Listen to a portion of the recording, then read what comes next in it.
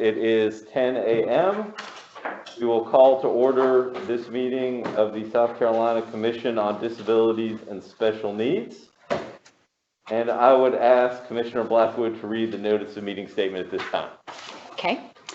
A meeting notice announcing the date, time, and place of the April 15th, 2021 Commission meeting was distributed April 13th, 2021 to appropriate media and other groups or individuals who have requested notification. The announcement and agenda were posted at the Department of Disabilities and Special Needs at Central Administrative Office and on the website. The public has been notified that accommodations such as interpreters, mobility assistance, or other assistance will be provided to individuals with disabilities and special needs if requested in advance. Thank you. The first item would be the adoption of the agenda. As proposed, there's one item that we do not need to have on there, and that is under the executive session. There are no legal matters to be discussed, so we will be striking that from the proposed agenda. With anything beyond that, anybody else have any modifications, changes to the agenda as proposed? Hearing none, we'll entertain a motion to approve the agenda as amended. So moved, Chair. We have a second. Second. Mr. Rawlinson, I heard you first. There's you. All in favor, please indicate by saying aye. Aye. Any opposed? Hearing none, the agenda as proposed is adopted. The next item on that is the invocation, and I would recognize Commissioner Thomas for that. Thank you, Mr. Chairman. Let's pray. Heavenly Father, we thank you for this time we can meet together to discuss and act on important issues that affect so many thousands of individuals. Give us insight and wisdom, we pray. In your gracious name, amen. Amen. Amen. Thank you. The next item on the agenda is the approval of the proposed commission meeting minutes from the March 18th and March 23rd meetings that the commission held. Everyone should have had a chance to review this ahead of time. Does anybody have any changes, additions, or corrections to the minutes as proposed?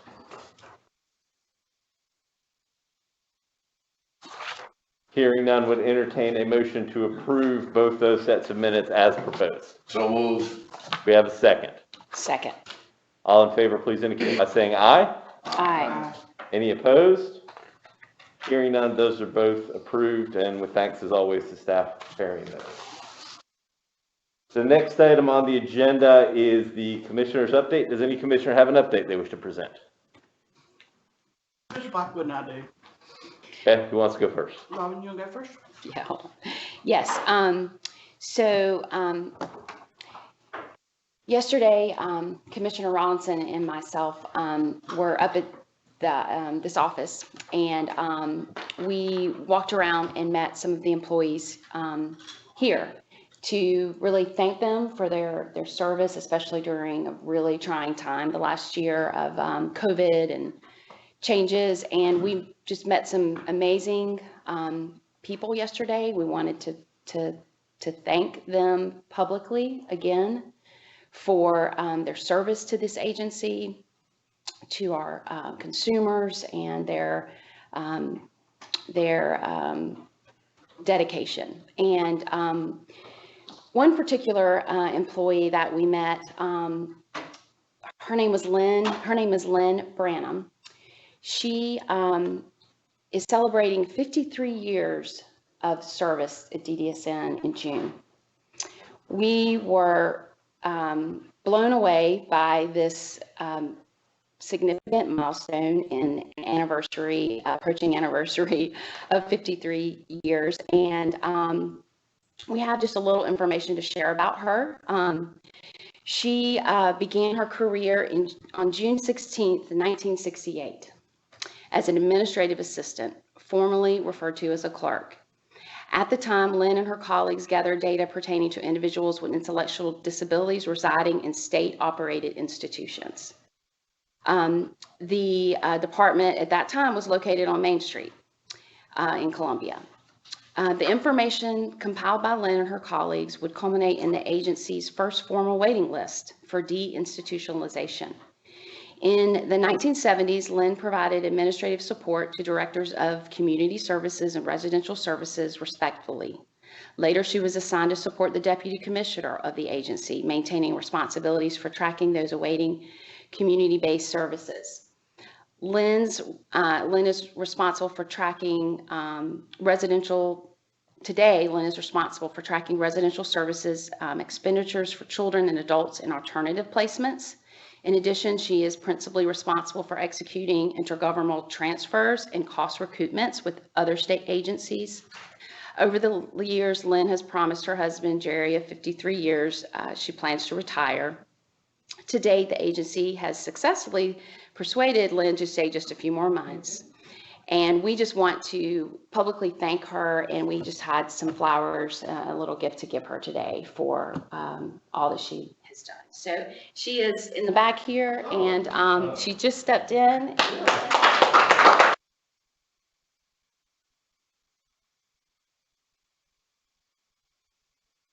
I'll follow up on what Lynn said. It was quite a pleasure yesterday to walk around and actually talk with our employees and get to know them. They are an amazing group of people, and we are so blessed. And I don't think this commission a lot of times recognizes that, because a lot of us are new and have not, and because of COVID, we've been shuffled in and shuffled out.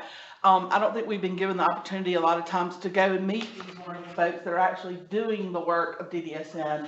And we just want you to know how much we appreciate you. 53 years, I'm only 50 years old. So if that gives anybody, bless your heart. I appreciate you, and I just want you to know how much we appreciate you. Thank you. I appreciate it. Thank you so much. Pleasure. You're so welcome. Thank you. That's. Mr. Chairman? Yeah. May I add one thing? Commissioner Miller and I have been discussing, and actually we set a time for it, but some conflicts came up and we weren't able to do it last month. And I invite any of you all, and commissioners that want to go, we were going to just go out and visit now that maybe we can get out relative to a little better safety to some of the providers. Let them know we're coming and ask if we can come and just say hello and find out what their needs are. And I'd just like to say to anybody listening, it's easy to get in touch with commissioners, and I've been on for a year and a half now, and I've only had 1 or 2 phone calls or emails, and then related phone calls from that have said, we think you ought to be aware of, or hear some needs, and maybe the commission is unaware of, or whatever. I mean, I think every person on this commission, from what I can tell, in the past year and a half that I've been on the commission, would savor such opportunities to talk to you all. So please don't find yourself in the position of being nervous about talking to us, or there's some consequences that would be. That's not that at all. I had a communication from one group, as a matter of fact, down in Charleston, about how the disbursement of monies took place and how they got shorted from that. And I was good. I mean, that's the kind of thing we need to take back to staff and try to get to the bottom of that sort of thing. So if anybody out there is listening, I don't know how many we have listening. It might be nobody for all I know, but I have been told it can be up to hundreds of individuals and entities. Please don't be nervous about contacting the commissioners, because we're here to help. We're here to be eyes and ears and action. So we want to be proactive. We're not aloof. Just go online. You'll find how to get in touch. And if I see somebody's ask for my participation, I'll call them right away. So I look forward to hearing from you. But I got the idea in the last month or two that maybe some folks didn't think or thought we were sort of aloof and difficult to talk to. That I don't think is the case at all. So thank you, Mr. Chairman. Absolutely. Thank you. Anything further? I just want to say real quick that since it's not really on the agenda, it don't really need to be, but just as a place to put it, the communications committee is still looking for everybody's bios and pictures if anybody has any, and we would ask that the IT department go ahead and get started if they could on the ones that they do have to get the website straight for the commission page, and I hope that at some point we'll consider letting opening this up so that people can come back to, a limited number of people can come back in here and visit us, and we can get the video going so people can see us in person as opposed to having to hear my voice, having to hear other people's voices, because mine is stronger than some of the people in here, so they have an easier time hearing me. And they probably would be better off to hear somebody like Robin who has a less voice than me. But go ahead. Well, I would just say that yesterday when Commissioner Rawlinson and I were visiting, meeting people face to face yesterday, that they made a great point. Like, they don't know what any of us look like. They're not able to come to these meetings. They can only hear our voice. We're not on the website. So that kind of ties into what you're saying, as well as what Commissioner Thomas is saying. When people don't know who we are, what we look like, and only what we sound like, that's not ideal. So thanks for bringing that up. How long do we think it will be before we have video back up? Because we used to have video and when we had the public meetings, you could at least see us sitting at a table on the video. And now we're only audio, and I'm just not sure why that switched when we were just still in. It wasn't a general, I mean, we just broadcast to the specific locations. It wasn't web-based, I think was the difference. Right. We used to broadcast to, I know, for example, York had a broadcast. You could go to the York office and watch us, but it wasn't just a general web-based thing, and that may be the difference. Well, it still could be to them. Yeah, no. Took a web-based thing to Yeah. Yeah, I'm just, as far as the speculation as to why we don't do the video anymore, I think that might be why. Yeah. It might not be a bad idea to have IT come in sometime and you can ask them these kind of questions themselves. But I've never seen that person except once that's in charge of IT. We can certainly make sure we invite them the next time we bring this particular topic up, or put them on the agenda for next month. Especially as we try to move to. I think the director can look into that. Yeah. So we'll We'd like them to, but we'd also And- like IT to get moving. And ultimately, we got to make a decision as far as when we reopen again. I still think that the guidelines are saying that we still need to keep the numbers fairly low. And I think that's what we're trying to follow, still is the guidelines, even though the vaccination spread is permeating a lot more. I think we're still following the CDC guidelines on that. Okay. But, okay. Anything else? Moving on. Sorry. All right. Yeah, no problem. The next item on the agenda was public input. I was informed there is no public input requested for today. So we can move on to the committee reports. And so we'll first recognize Commissioner Blackwood regarding the Finance and Audit Committee. Thank you. Under tab 3, you will see documentation that Pat provided us on in advance of our Finance and Audit Committee meeting with a lot of great detail. So thank you for providing that, Pat. And we went through that in our Finance and Audit Committee meeting. And out of that committee meeting, we unanimously approved the agency purchasing 10 ADA compliant wheelchair vans and buses for approximately $674,650. These were quotes for several vehicles for the regional centers through the state contract pricing. We reviewed all the details and approved the purchase of that. So I think for today, Gary, it's bringing that motion to the committee, and of course we can answer any questions anybody has about this if you have any. So. So the first motion coming out of committee would be treated as a motion and a second to approve those purchases. Does anybody have any questions for the committee or staff about that? Hearing none, would entertain a vote. All in favor, please indicate by saying aye. Aye. Any opposed? Any abstentions? Hearing none, that is approved unanimously. Great, thank you. Thank you. The next item is under tab 4, and it was the fiscal year third quarter summary of provider contracts. This was just provided to us in the committee meeting and by Pat, and it was informational only. There was no motion that came out of this, but it was just the general summary that we have asked for as a commission from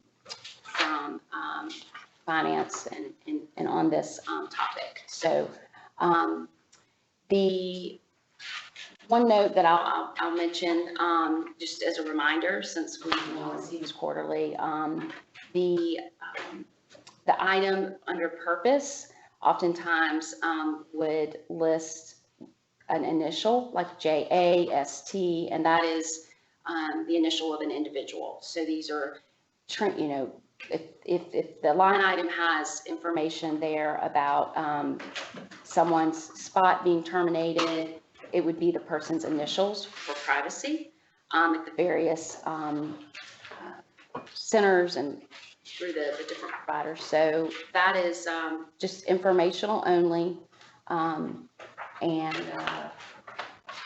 just to share today on the contracts. Pat, anything more on that you would think I should share or elaborate on? I think that was. I just think the purpose is to notify if there's any increase of $200,000. I think so we're normally checking, and it was just kind of a odd quarter because we took the P's and I's out. We went down to $50 million, so it's kind of a one-time unusual quarter. But I know no capacity increases for providers other than voluntary changes. I think that's the big issue, increased capacity. I think next time we will have one. I think we're moving people from private, state-funded.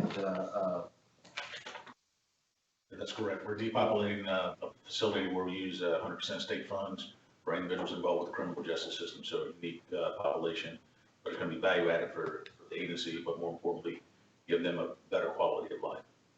And in the waiver system where it's being Medicaid managed. That'll be next quarter. Okay, great. Anybody have any questions or need additional information on this? This was just, again, informational only for the commission. Are we submitting it for a motion to be approved by the commission? No, we're not. It's just information. Okay. Yeah, no motion for this. Okay. Just information that will allow us to review some of the things that happen within a quarter for the contracts and stuff and changes. Broken out by location. So the next item then, we'll move on if no one has any questions or wants to drill down on that even further. The final item that we were going to share from that meeting, committee meeting, is the discussion of the financial audit. So we discussed the benefits of having a financial audit of the agency based on the recent change of the CFO leaving this agency. We feel it is good housekeeping, best practices, not only here, but in many other places when a CFO leaves, that financial audit is warranted. So I think today we just want to get the full, want to take a vote, I think, on advancing that. We in the committee, we did unanimously approve moving forward with an audit, a financial audit. And so today we're just bringing it here to the full commission for a vote. So. Chairman, can I just ask Any one question? questions? How does this differ from, I mean, we've got an internal auditor, and I presume that's ongoing stuff that's happening. How does this differ from what the IA would be providing? So this, we would, determine an outside financial auditing CPA company to do this audit for many reasons, but, you know, for the most part, we are thinking that someone outside coming and looking in would be ideal. And that's, I think, what happens in most agencies when something like this happens. It's not a performance audit, it's a financial audit. And the distinction is, help me out. The distinction is we're looking at the basic financial statements and required supplementary information. We found out that the last time this agency was audited was 2015 by an outside resource. That group was called Green, Finney, and Horton, or Finey and Horton. And we were sent that information after our last Finance and Audit Committee meeting, and we just think because it's been since 2015, and because we just had the CFO leave, we just think bringing in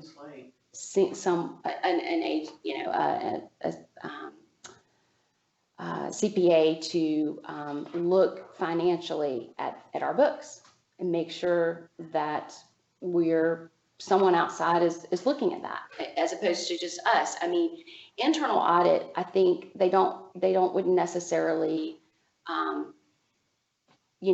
be ideal for this kind of audit. That's what we've asked around. We've talked with other state agencies, and those are the things that, even the governor's office. Well, I'd heard that the governor's office was suggesting somehow to one of us, and it might have been Stephanie, that would be a good procedure to follow, but I didn't know it was outside. I thought they had recommended somebody, and correct me. There's two different kinds of audit. There's an administrative audit, Okay. Which looks at the processes within an organization. All right. And then there's a financial audit, which is done by completely different people. The internal auditor typically is looking at specific things within an agency. This will do a big overview of all the finances of the organization, make sure that everything is in order, and then they'll come back with what they call findings. At that point, we'll review the findings and decide if we need to take a deeper look into anything that is a finding. Which would be findings, which we think that there will be no findings. We hope that. That's good. That's what we want. And but I think a separate set of eyes outside of us, they've got plenty on their plates here. And I think if we just have somebody independent look at it, this gives whoever we hire as a director a clean slate. It gives them, they know that everything's good to go, and they feel confident. I think it will give that extra level of confidence to our new executive director. Pat, you've been around the block a million times. Do you, does that make sense about every 5 years or so? Doing an independent audit every 5 years is probably a good practice, and we might want to do it a little bit more frequently. It just basically makes sure that the accounting transactions are accounted according to, general accepted government standards, and that there's always room for an extra set of eyes on how we account for things. So I think it's a very healthy thing to do. I think it's kind of a routine thing to do. It should be. And they will make management observations as they go through it, and we'll say, hey, consider this, consider that. And so it's a healthy, but it is more of a higher level review than a performance review that internal audit would be involved in. So I think it's healthy, and I don't see any reason why not. Thank you. And it's not an accusation, No, it's, good housekeeping for Good an housekeeping. agency that's I mean- $100 million. cities, for example, do one every year. Cities and counties do an external audit every year. And that's, We require our providers to do one every year. yeah. It's sort of that. I think we've become a little, the state does one comprehensive. That's right. Of which we participate. They come in, they do some year-end testing so that our data combines with theirs. And sometimes we feel like, well, that's enough. Well, that's not enough. They're testing at a higher level than we should be concerned about. So I think it's a healthy thing to do. and a lot of CPAs can do it, and I think it's. How do we determine what firm we go with? Do we determine that, or is it, Procurement, do we have to go through procurement or, yeah. can we recommend companies to look at us? Or, because I know there's one that does a lot of governmental auditing, it's Malden and Jenkins here in town, and I'd like for us to make sure we get them to bid it, doing that audit if possible. I'd like for them to be included in. I'm not 100% sure, but I think whenever you want like a routine financial audit, you go through the state auditor's office. Yeah. Okay, And they have So- ways to procure that, okay, and they act as the intermediary to make sure that we get a good price. So Good. I'm not sure how. I just want to make sure we get a good firm, a reputable firm to do this for us. I think we start with them. Good. I'm pretty sure they subcontract out. They may do it themselves, or then they subcontract it out. That's their Yes. decision. Last time it was they set us up with that firm. And again, I think I mentioned this before, was that the last time before the 2015 audit had been decades since we had an Yeah. audit. So getting in the habit of having one every 5 years just seems, at minimum, seems to be a really good idea. Okay, great. Well then, do we, Constance, I know you had done a little bit of looking into some things after the last meeting that we had on this topic. Is there anything additional that you No. want to share that we need to think about? At the request of Commissioner Manfred, we initially reached out to the governor's office, Right, okay, to discuss if they had any suggestions. right, it's like a month The governor's ago, office suggested that we contact the Department of Administration, which we had already contacted. right, The Department of Administration said we do administrative type, right, a review, you should contact the state auditor's office. I have contacted the state auditor's office, the director of audit name is Sue Moss. So we're just waiting on the next steps, on what the commission decides. And then the next step would be set up a meeting with her to see how the audit process works. okay. Thank you for that. It sounds like we're in a position where we entertain a motion to approve proceeding with a financial audit of the agency at this time. Mr. Chairman, second. Thank you. Any further discussion of that? All in favor, please indicate by saying aye. Any opposed? Any abstentions? All right, that's approved, and the staff will take the necessary steps to push that down the road. Okay. Anything further from the Finance and Audit Committee? That's all that I have to report today. Okay, thank you. Next on the agenda is the update from the Policy Committee. Would recognize Commissioner Alpers. Thank you, sir. The first item on our agenda for the Policy Committee is the Freedom of Information Act and the request regarding the that was posted for review and that we had no comments, so we voted on that last month to make that a policy, so that, to make that remember that was the emergency policy that we made. And so there's no need to vote on it again because there was no other public comments for that. And then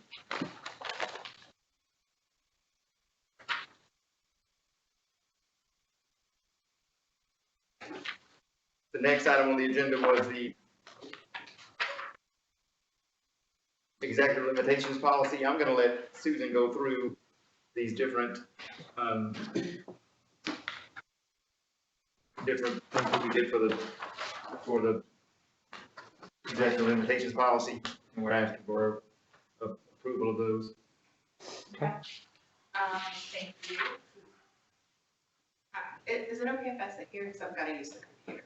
And if I speak up, are you all right with me sitting here? Yeah, if we can try to move it, we have a microphone that we can move it all closer to you. Okay. Susie, just because we know from past history, you and microphones don't get along all the time. All right, I'll do my best.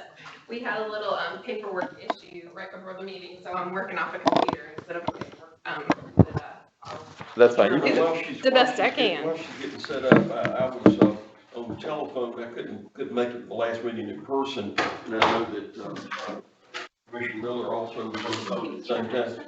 There were times when I didn't want to interrupt the meeting, but there were times when I really could not make out what was transpiring. And I don't know if IT could figure out a way possibly to get little microphones like you have at your desk there, to everybody's desk. I don't know what kind of deal that would be to pull that off, but, it sure would help, I think, if somebody can't make the meeting. And if we couldn't hear, then the audience out there that might be listening, that we're so intent on making sure they do hear everything that goes on, they might have trouble also. So could I thank you, I just throw that out as a. Susan was gonna weigh in on that. So I've done a little research on that with IT because I've seen the struggles in these meetings because we have 3 microphones. And so I think there was some I don't know how much each microphone costs, but I think there was some hesitancy to upgrade or expand the system the months ago when I asked that, because we were converting over to a new system for Microsoft Teams. So certainly, I mean, Mr. Maley is in charge of IT, so I'm sure he'd be glad to follow up on that. But if, at the very least, we can have some improvement in place for next month. But hopefully the new system has more microphones, because we realize it's a big issue. So Just thanks for bringing it up. not talking through you, but Commissioner Miller behind you. Oh. The accident, because it's terrible. Yeah. Right. So I'll just add, because I was with IT yesterday, they are working on a new system. They've been evaluating and reviewing different capabilities and options. I think they've landed on one.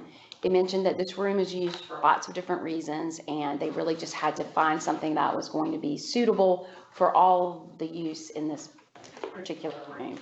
I just want to share that I think something's coming out soon. They know it's a problem for sure. I know they're working on it. Well, now we'll be able to get on Teams on our devices that That'll we be a little have. easier. And that will solve some of the problems too, I think. it may just make a note for the next agenda that maybe we have somebody from IT come in to give us an update on the communication process to make it as easy as possible. And also, I'll just add, that, if people in the public that are listening, want to provide any input to your experience, please do that, because we won't know if we don't hear, from you on your audio experiences and or suggestions or anything, because, that should be very, should be a important matter that we address this situation, because we need for you to hear what we're talking about. We want you to hear what we're talking about, and so hopefully it will get better soon. So. And Mr. Chairman, if we can hear Mr. Britt, we fine. Gotcha. So, Susan, thanks for relocating. It probably makes it easier. If you need, to move back and forth, just let us know. I mean, you're not stuck in that chair. Oh, so it is kind of rude, I think, for me to be putting my back to you all as I'm speaking, so I apologize in advance. It always makes me a little uncomfortable, so. It's the nature of the yeah, I'm so sorry about that. That's not my style at all. Okay, so we are addressing 803CP, which is the executive limitations policy for the commission. And the first edit approved by the policy committee this week is on page 2, which is the beginning of 3A. And it says an executive summary of all consultant contracts and any other contracts of $200,000 or more recommended by staff within a given fiscal year will be presented to the commission to determine which contracts will be selected for their review. So this clarification was added just to be even clearer about the below content, which talks about some more stipulations about that $200,000 amount.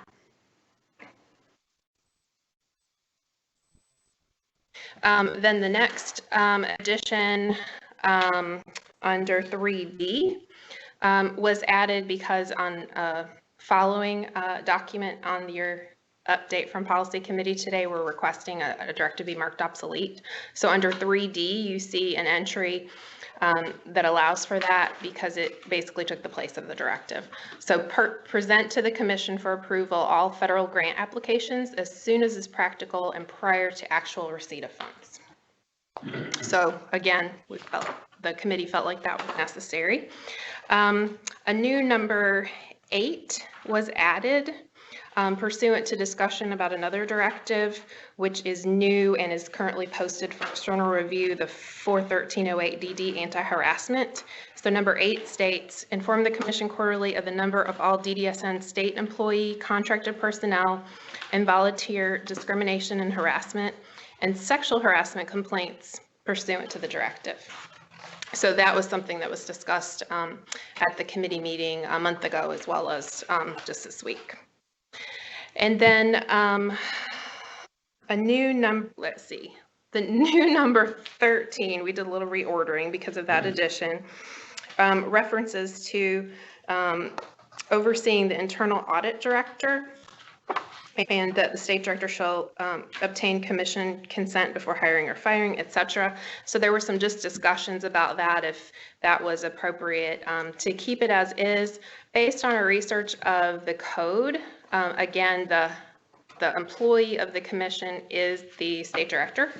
And so in reference to the code, the committee reflected that they felt like that was appropriate to stay as is, despite some prior wishes to kind of switch that around. And then lastly, just for flow of information, because we are in high editing mode with everything we do, 18 and 19 items as they existed were just switched in order, just so that it flowed a little better with the thematic content. So those were the recommended edits from the committee for 803 CP that would need approval. And the committee voted on this to approve it? Yes, sir. So we'll treat that coming out of committee as a motion and a second to approve. Any further discussion regarding this policy? Hearing none, all in favor of the policy as proposed, please indicate by saying aye. Aye. Any opposed? Any abstentions? That policy is implemented unanimously. Next would be the follow-up, the 803 CP. Okay. Commissioner Malthus, would you like me to address this one too? Yeah, go ahead. Okay. So pursuant to that change that was just approved regarding, staff informing about federal grants, through this review, it was agreed that 100-0303 federal grant application and change policy could therefore be marked obsolete. So that's being requested for approval. And that motion to mark as obsolete was approved by the committee? Yes, sir. Okay, so we'll treat that again. There's a motion and a second to mark obsolete. Any further discussion with regard to that proposal? All in favor, please indicate by saying aye. Aye. Any opposed? Any abstentions? Then that motion is granted. That will be marked obsolete. Next is the federal grant application and change policy. Okay. And you all right with me continue? You tell me when you want me to stop, okay? 53511 DD is appeal and reconsideration of decisions. This was brought before policy committee in March, put out for external review. We received one set of comments from Disability Rights SC. Staff carefully considered all of those comments, made necessary changes, brought it back to committee, and the committee has approved this version before you today. There were just some consistency issues, making sure that it was clear about calendar days, and also just some clarifications, just to read a little clearer. That was approved by the committee, so we'll treat that as a motion and a second. Any further discussion regarding the appeal and reconsideration policy? Hearing none, all in favor, please indicate by saying aye. Aye. Any opposed? Any abstentions? Hearing none, that policy is approved. Next is the conflict-free case management policy. Sure, thank you. This is 53517, and so coming out of committee, there's a request for approval of this version in your binders. This directive was reviewed in March by the committee, put out for external review. One comment was received, just taken into consideration. There's a sentence on page 2 was changed to adjust from 30 to 60 days. We also conferred with DHHS because they're the lead on conflict-free case management, and they concurred to switch from 30 to 60 days. So the sentence reads, Any individual who chooses to receive a direct service from his or her case management provider and is newly admitted to that direct service must transition to a new case management provider as soon as possible, but no later than 60 calendar days from admission to the direct service. And that was approved by committee. So coming out of committee, again, we'll treat that as a motion and a second. Any further discussion with regard to this policy? Hearing none, all in favor, please indicate by saying aye. Aye. Any opposed? Any abstentions? Okay, hearing none, that policy is approved unanimously. Next would be the safety precautions for medical and dental treatment.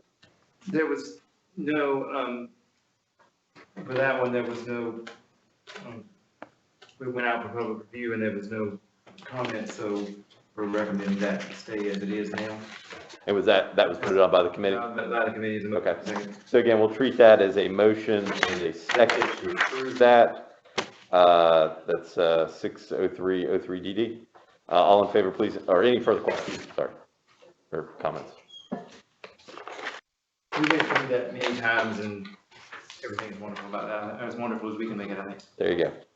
All right, all in favor, please indicate by saying aye. Aye. Any opposed? Any abstentions? Then that policy is approved unanimously. Next up, 33402DD, short-term use of DDSN regional center property by the public.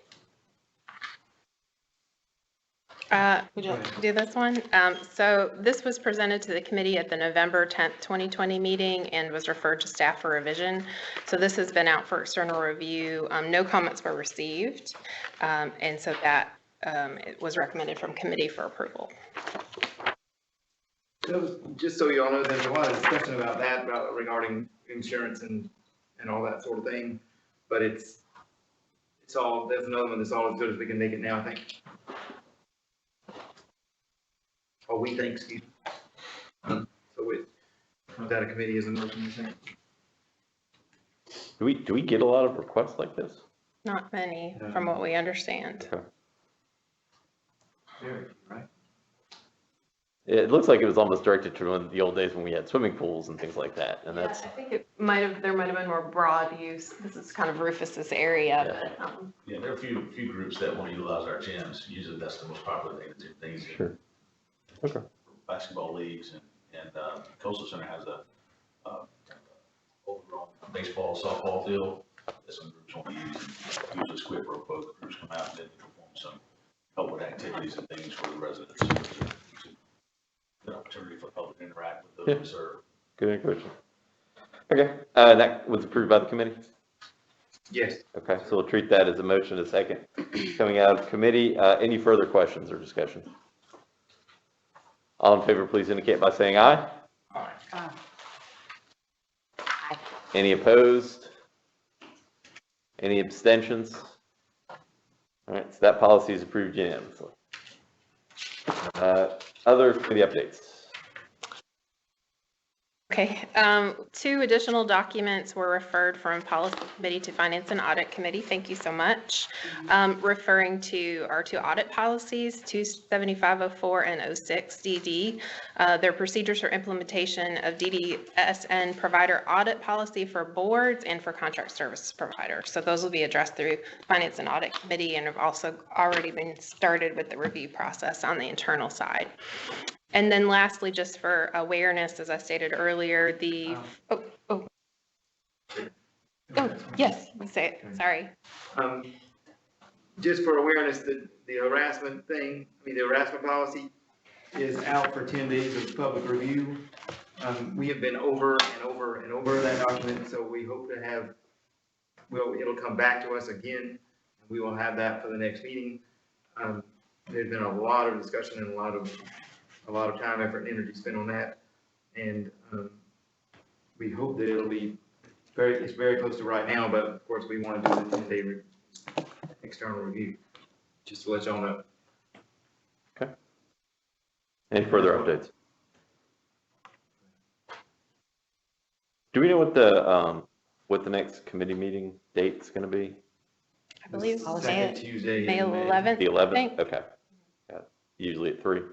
It's Yes. usually a 3, yeah, Okay. unless something happens to me or happens to a majority of the committee, that's when it'll be the second Tuesday at 3. Okay, great. All right. Anything further, Barry? No, that's it for the policy committee for today. Okay, thank you. So, moving on to old business, tab 6, the IDRD waiver renewal update. Susan, you are well positioned. Yes, As you- I'm in the middle of it all. So we're moving to tab 6, and there is a multi-page handout there just referencing the specific details that have gone underway with the waiver renewal. And I just want to make sure I recognize that this has been an intensive project that crosses all areas of DDSN as we work collaboratively to review, address, and revise all of the waiver assurances, looking at all the details. We work with risk management, we work with fiscal, as well as certainly policy. And Lori Manos is on the phone. She is over waiver areas as well as other staff. And then Kyla Schultz is here if you all should have any questions. But I understand my time is short. So I want to make sure that I give you all a lot of time for questions and don't spend all the time talking. But today we are asking for conceptual approval of this update and this direction for the waiver renewal. In executive limitations, it does reference the fact that we should be conferring and sharing information with the commission about waiver-related decisions, services, as well as any discussion with DHHS about rates. So this is definitely done in the spirit of transparency, and you all did vote as a commission for us to work with DHHS on the waiver renewal. So the specific timeline for the renewal activities is in attachment A that I presented to you all in February, but in general, April is when DHHS is coordinating the final draft. In May, they'll take it to their advisory committee, and then the public input required by CMS will begin, that period will begin. And then certainly through the by and by as details are finalized, we'll be working with the provider network to kind of operationalize and make sure any of the changes are really clear. The waiver is not anticipated for renewal until January 1st, 2022. So we're well within the timeline that CMS requires for submission. And as I said, it's been a pretty intensive effort. First, I thought I would just highlight the staff recommendations for waiver renewal, service improvements, additions, removal, and increases.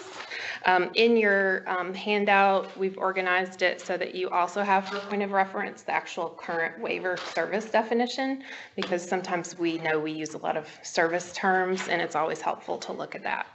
So respite care is the first service, and the improvements with that include a daily rate for group respite in a licensed residential facility, tiered rates for service provision when delivered to multiple participants residing within the same household who need services at the same time. And our note was that the data suggested there were 85 participants who live in multi-participant households. And some of those are 3-person households or 2-person households. So that we felt like that would be beneficial and definitely in response to family and provider input. And then just language in the waiver in general. Again, remember this is about a 300-page document. There are sections about participant-directed services, and so we've updated that language just so it reflects the current process involved with the participant-directed respite. When we talk about that, it's the part that the Respite Coalition helps with that onboarding of the employees. Susan, I have just one question. On the number 2, the tiered rates for the service provision, that comment or that change, or is that in layman's terms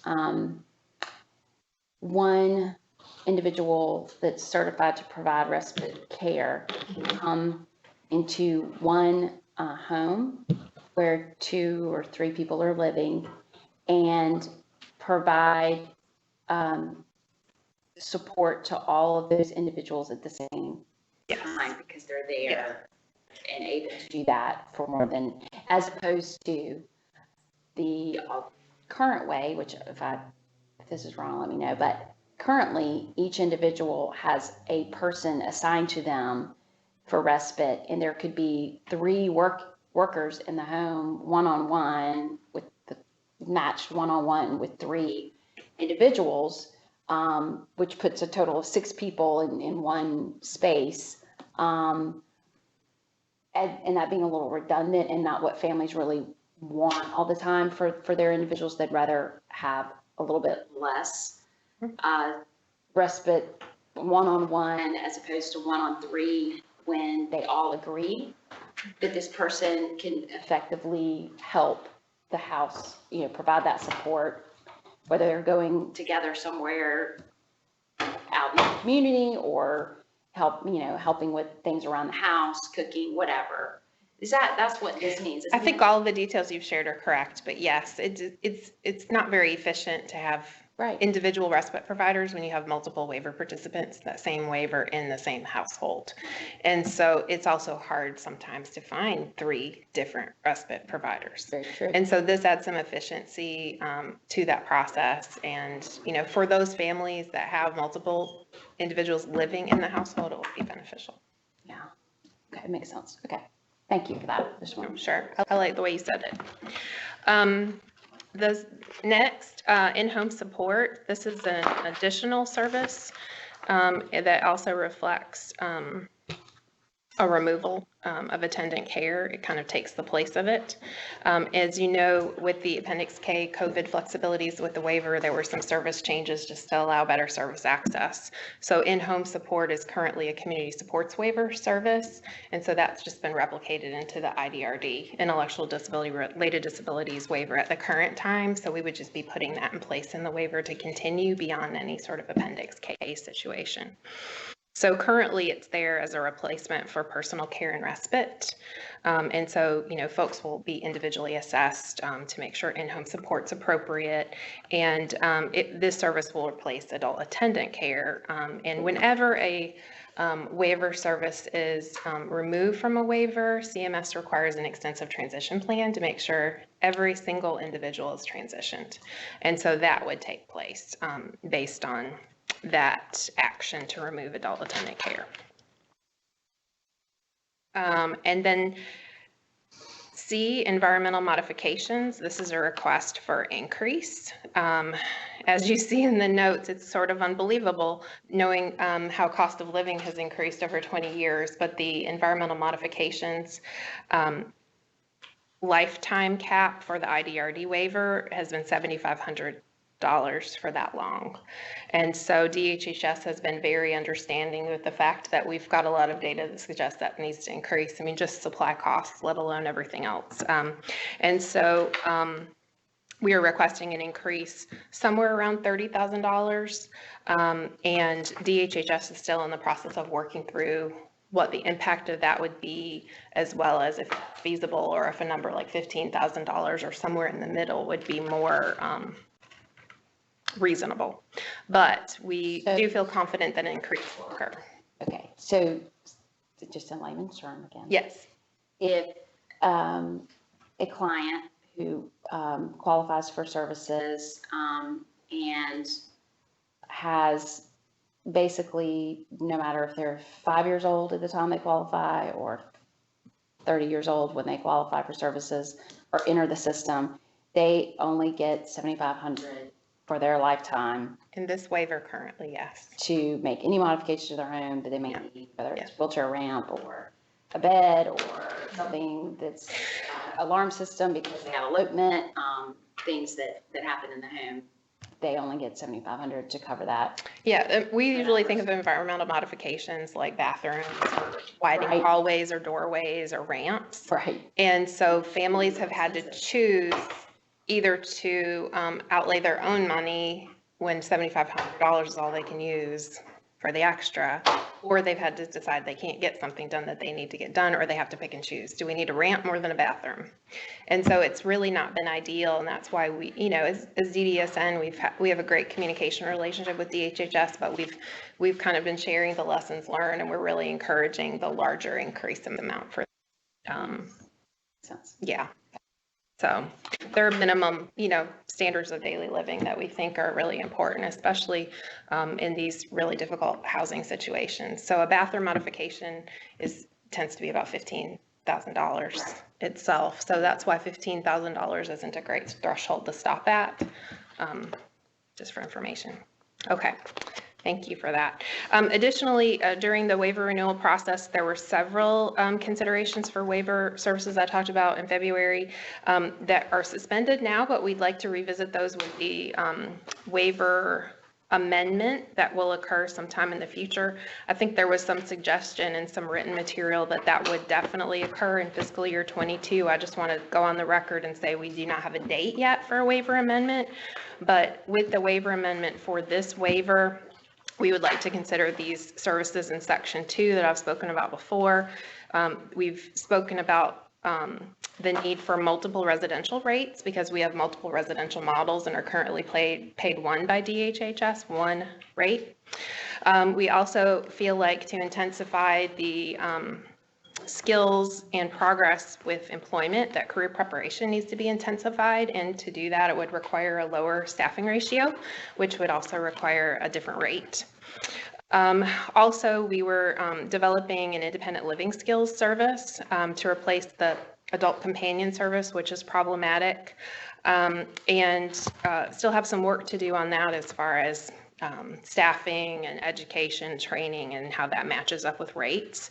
But that would allow then that removal of adult companion because it's a replacement service that's skill-based, so people can be more independent in their natural settings.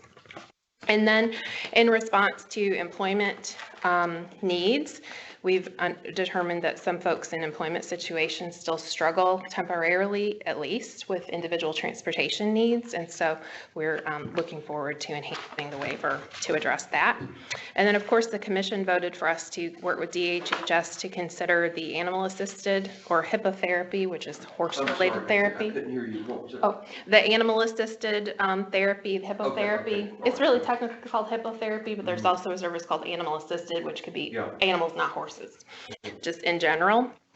So we've done the research on that. DHHS is, hoping to continue discussing that. And then, of course, it's definitely not the least, being in the last position on this, but electronic monitoring, which would kind of go along as a monthly service fee that folks incur so that they can use some of these monitored assistive technology devices. That's currently not included in any of the waiver service definitions discretely or embedded within another area. So that needs to be addressed in the future too, we recommend. Any questions about those? And just keeping in mind, DDSN and DHHS are definitely mindful that as additions occur to a waiver through an amendment or a renewal, that there are resulting cost increases. So those all have to be considered, and also making sure that the rates are right so that providers want to provide the service. And then lastly, in your section here, as well as in attachment B, we've addressed the performance measures. So CMS has these assurances that are required to make sure that states are using waiver services, waiver funding appropriately. And so they have these items called performance measures. It's really the data and how it's going to be collected and analyzed to report to make sure that those assurances are met. So we've worked diligently with DHHS and our new additions technical assistance contractor to make sure we're not only compliant with what CMS requests, but that we've got good data sources and that we can kind of estimate how we'll do on the data points to kind of forecast. So those items have all been revised. With one exception, we're still working on the fiscal area, which is Appendix I, so you'll not see those on the chart. Those are coming. We've had some meetings in the last couple of weeks on those and just have a few questions with our technical assistance folks. We're waiting to resolve those. And we've also developed in the waiver language a more proactive and collaborative approach on looking at the data, either quarterly or annually, that's yielded by the various performance measures so that we can see where we're headed. We're not waiting too late to make changes if necessary, and we're just being more proactive and thorough. So that will be a joint, we have a lot of other data points that we collect in the performance measures, obviously through contract compliance reviews and licensing reviews, et cetera. But these performance measures are very specific to what CMS requires. And so those will be what we specifically address with DHHS through these risk management meetings. So these performance measures that we talk about here, these are more on the compliance basis. as opposed to effectiveness. I mean, that's sort of been an ongoing issue as far as, does compliance really tell us that we're getting good quality services out there? So they're developed by CMS to make sure that states are compliant with their requirements, but I would say that they're enmeshed with quality, so they're not separate. So, it's just a question of how good a measure of quality are they? Right. I agree with you that they do influence that. Mm-hmm. But what we want is good waypoints, good. Yes. Yeah, I mean, so that's part of the development that I think needs to be happening. Sure, and so we've gone through these with our technical assistance contractors, and we've asked critical thinking questions like, what is the assurance, what is the sub-assurance, which is kind of just under that, and our current measures good measures, good assurances, or not? And when they're not, we've rewritten them. And so we've got a lot of checks and balances on those, but I don't want to confuse these performance measures with what we do through our quality assurance, our risk management at the agency level. And that's one of those theoretical discussions we've had, that there's so much more that we monitor, measure, and manage and respond to beyond these performance measures. But these performance measures are what we must do for CMS. So in some cases, when it's been a real topical issue that requires more focus and attention, we've added more measures. And in other areas where there were kind of superfluous kinds of items added in there, we've kind of sheared them back. Yeah, I mean, I understand we don't necessarily want to make these standard. Right. This is the floor, and we don't necessarily need to make it, but I also don't want the assumption that because we're meeting the floor that we're doing a good job. Right. Yeah, I would not measure only our performance on performance measures as saying that the waiver services or that the state's doing a good job. Chairman, That's why all these other pieces. it's okay if I follow. Well, the chairman asked exactly, I think what we've been thinking about for some time, talking about every now and then. How do we know that extra level, how do we quantify, how does staff quantify that to take us out of just the basic, yes, we're doing all these things correctly, CMS is not mad at us, we're not being penalized, but we're even going beyond it. How do we quantify that? So there's a different management level, and I'm gonna look at Kyla and see if she can say it in a better way than I'm saying it, but sometimes we're on the same wavelength. There's a difference between the performance measures, again, which are data points that must be explained and you must be held accountable for them to the feds. And there's a difference between the day-to-day management to assure that the state's waiver services are provided with quality and with sensitivity and with responsiveness. And so those measures are kind of how we do the contract compliance reviews. There are specific indicators which are measured. And so there's a comprehensive review also going on in that area to kind of look at what's valid, is the data being used? Is it the right data? And are we looking at things the way that we need to? So we feel confident. Is there a circular here where providers and families and everybody are giving us feedback on that? I mean, how do we quantify superior action above the compliance level? I guess is there a document you're preparing that? So risk management is not actually in my area currently, but it is so interwoven with anything waiver that we have day to day. I can add a little bit. So when you look at the waiver as a totality, a document, each appendix describes a lot of things that we do. And at the end of it, we say, hey, we do all these things, but we only are going to measure for, to send you the data for certain specific items.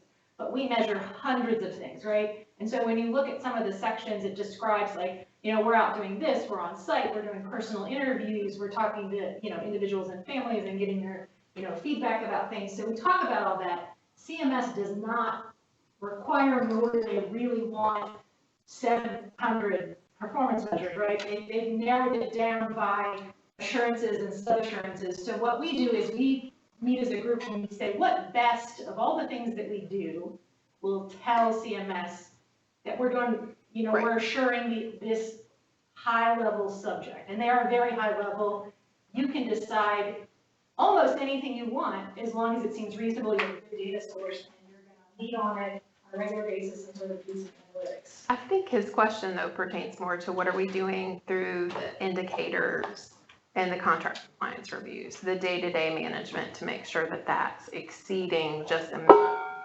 And, you know, kind of focusing on that review that you're doing to kind of revamp that to make sure that, and I would say just before you say that, providers have a constant feedback loop about those reviews, about the reports, about action plans, about feedback. We know, I think we as the greater we know what providers don't like, what they do like, what they perform well in, what they don't, what we think are good measures, what need to be discarded and revised. So that's sort of a separate process from the waiver renewal. But that's going on right now. I don't know if you want to say a paragraph Yeah, about that. right now, we're looking at that process and how we can get measures that point more towards quality, because it's very difficult to measure, to your point, Gary, about compliance.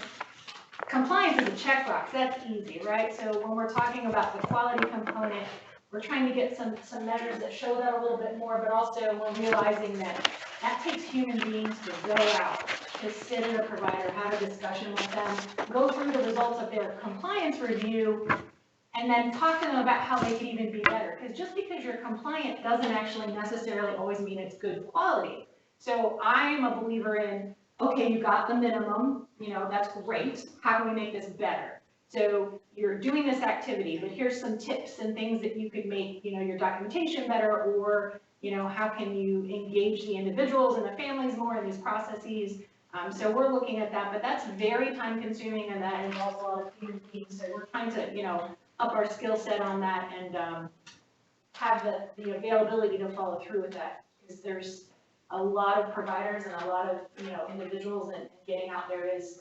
Kyle, if I were a chairman, one last call, if I were a provider, I'm just being cynical now for a minute, but if you came to me and said, okay, we're going through the checklist and check, that's great, you got everything done, I would say, good. You want a cup of coffee while you leave? Just shush. And if somebody tried to say, well, we won't even, well, wait a minute, I passed the test. I mean, I got at least an 85. So why are you bugging me? Don't bug me anymore. I mean, is that not, what incentive does such a provider have to go the extra mile and not think to herself or himself, hey, y'all just stop being bureaucrats. Leave me alone and let me do my job. At what point do the two intersect, I guess? So every provider, I'll start, you finish. Every provider contract indicates that all standards and directives will be followed. The contract compliance reviews take a section of those and say, these are the ones we're measuring. You're still responsible for all of those. So really, all of that is fair territory. It's just the measurement is done on these specific ones in the reviews. So you ever have these groups kind of get together in sort of a forum situation where, well, now it couldn't be a forum, but it'd have to be an online forum to either applaud or criticize an overreaching on the part of the department? I like the idea of pushing the envelope a little bit, but at the same time, they're the business people out there, and so I'm sort of split, wondering, and I don't hear from them, so I don't get phone calls that say we're complaining, or whatever. So we have standing work groups, and tell me to be quiet if you want me to, but we have standing work groups called case management work group, and so a variety of disciplines attend those, but it's focused on case management related issues. We get feedback, we develop tools in those. I was gonna say something. There's also quality management. I can't say that providers, anybody who really gets reviewed loves the review process, because it's a lot of data. It is sort of labor intensive, and it's scrutinizing your work, and it's, there are some things that are not so discreetly measured. There's a little bit of judgment, so there's always room for appeal. There's always room for discussion. Yeah, I think that we need to really be treating everything we do as a partnership with providers. And so sitting down and having those conversations, while they may not want us to do that, I think that's appropriate given our mission, vision, and values, that we sit and say, okay, this is, the minimum, this is great, but you always should be looking to do more. And again, quality is subtle sometimes. You can have someone's, residential support plan and have all the required elements, but could you describe things a little bit better? Or could you be a little more creative in thinking? And the answer is usually yes. I mean, I like to have those conversations because I think our system will just stay the same and we won't ever move forward if we're not having conversations with providers. I think that is essential. You know, providing human services is having human beings talk to each other and work through this stuff and get feedback from providers when something doesn't make sense. Because sometimes you read something and then you're like, okay, this is the requirement, but how does it apply in the real world? I don't quite understand. So I'm gonna help walk them through, like, how do you operationalize, you know, having a human rights committee? How do we do that? Let's talk about that. And how do we get active involvement from individuals and families and stakeholders? Those are conversations that we have to have because a directive or a standard isn't gonna necessarily get them there. Thank you, Jim. Thank you. I just want to add one thing. On the performance measures, you see a data source called a case management monitoring tool. So that's a new tool that we're developing to address specifically in phase 1, just these performance measures, that we needed a better data source than what we used before. I think I said dicing and splicing data to come at what we need to. So that approach is over, and this is the new world of making sure we have good, clean data sources. And so the case management monitoring tool is reflected in some of the Appendix D items about participant-centered planning, and also in Appendix G regarding receiving information about abuse and neglect, and making sure individuals' healthcare needs are met.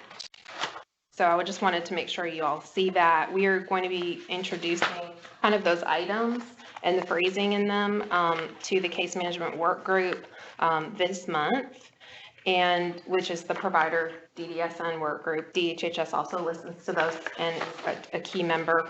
And then we'll have to program a tool into FAIRUP, our online health record system, or electronic health record system. And then that'll be something that'll be easy kind of in those regular case management visits to make sure that the data is collected cleanly and accurately. So there'll be training involved for providers with that. That concludes the data I have for you today. Let me just say one thing about what she was saying, since it's my baby in this regard. It is true that there are other animal-assisted therapies that we can use, but I do want everybody out there to know that horses are the experts in that regard and more proven to be effective in that regard. So keep that in mind, that that's the primary way that's used. I think it's always good with a new service to start out a little narrow than to go real big.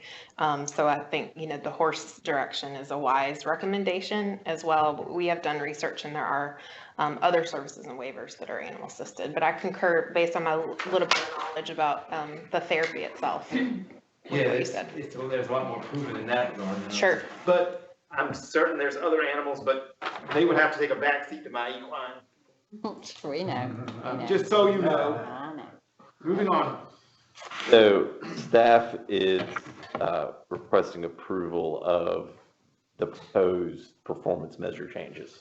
The conceptual approval that this is the direction for the waiver service changes, for our approach to the services and the amendment that will be at some point in the future with DHHS, short future. I hate to put a date on it because I don't have there. And then also those performance measures as we presented that fix problems we identified in the past reports. Okay. Would entertain a motion to approve those as presented. So moved.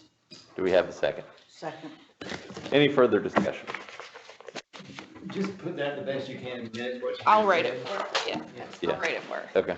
That's all I would ask. Thank you.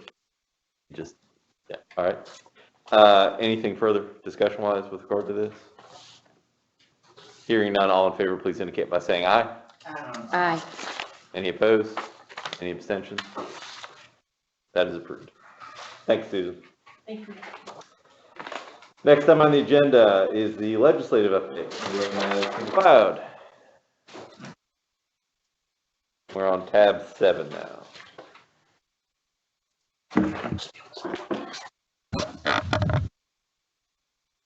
In the interest of time, I won't go through every single piece of legislation because the majority of them haven't had updates.